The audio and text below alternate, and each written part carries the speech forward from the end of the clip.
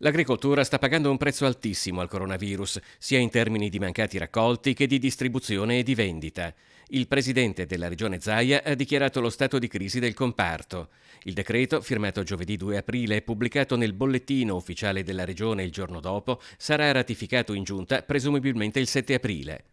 Nel testo si parla di definire strumenti finalizzati alla resilienza e ripresa economica nell'ambito delle disposizioni nazionali e comunitarie.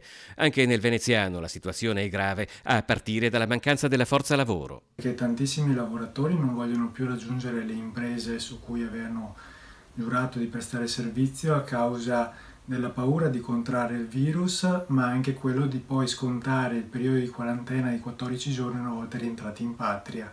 Oltre alle inevitabili chiusure a cui in questo periodo si sono dovuti adeguare determinate realtà che non avevano più i requisiti richiesti dai decreti anticoronavirus, a preoccupare anche una ripresa turistica che da Cavallino a Bibione si prevede in tono minore e quindi con molto meno prodotto consumato.